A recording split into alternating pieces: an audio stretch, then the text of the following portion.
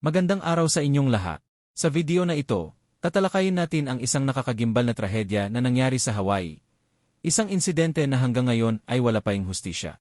Isang pagsabog ng paputok na naganap sa isang tahimik na komunidad sa Aliamanu, Oahu, ang kumitil ng 6 na buhay, kabilang ang isang inosenteng sanggol. Makalipas ang isang taon, ang tanong ng marami, bakit wala pang napapanagot? Noong bisperas ng bagong taon, isang pribadong selebrasyon ang ginanap sa isang bahay sa Keaka Drive sa Aliamanu. Ayon sa investigasyon, maraming iligal na paputok ang nakaimbak at ginagamit sa loob ng bahay. Bigla na lamang nagkaroon ng malakas na pagsabog. Ang resulta, 6 ang namatay, halos 20 ang nasugatan, at isang buong komunidad ang nagising sa bangungot na hindi nila inaasahan. Hindi ito simpleng aksidente. Ito ay isa sa pinakamalalang fireworks-related incidents sa kasaysayan ng Hawaii. Ang mas masakit sa lahat, may isang sanggol na nasawi, mga magulang ang nawalan ng anak, mga anak ang nawalan ng magulang, at ang buong komunidad ng Aliamanu ay naiwan na may takot at trauma. Ayon sa mga residente, simula nang mangyari ang trahedya, hindi na naging pareho ang mga pagdiriwang. Mas tahimik na ang bagong taon, at maging ang 4th of July, ay hindi na kasing ingay tulad ng dati. Ito ang pinakamalaking tanong.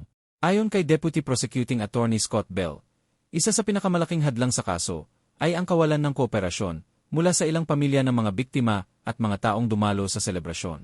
May mga tumangging magbigay ng pahayag, may mga nagbigay umano ng maling impormasyon, at may mga salaysay na hindi tugma sa ebidensya. Dahil dito, kahit mahigit 100 tao ang naaresto, lahat sila ay pinalaya habang nagpapatuloy ang investigasyon, at hanggang ngayon, wala pa ring formal na kaso. Sa mga ganitong kaso, napakahalaga ng testimonya ng mga saksi. Kung walang sapat na pahayag, mahirap patunayan kung sino ang responsable, lalo na sa mga kasong may kinalaman sa iligal na paputok. Dagdag pa rito, hindi agad isinasa publiko ng mga piskal ang kanilang mga susunod na hakbang upang maiwasan ang pagtakas ng mga sospek, pananakot sa mga saksi, o pagkasira ng ebidensya.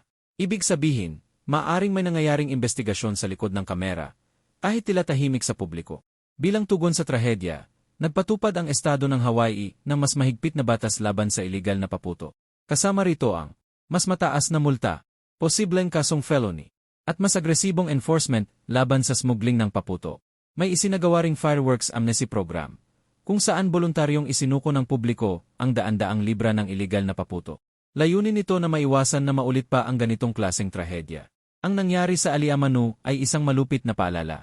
Ang paputok ay hindi lamang simbolo ng kasiyahan. Ito ay maaaring maging sandata ng kapahamakan kapag ginamit ng walang responsibilidad. Hanggang ngayon, naghihintay pa rin ng hustisya ang mga biktima. At naghihintay pa rin ang publiko ng sagot. Kung may natutunan ka sa video na ito, ay like, i-share, at mag-subscribe para sa mas maraming totoong kwento na dapat pag-usapan. Maraming salamat sa panonood.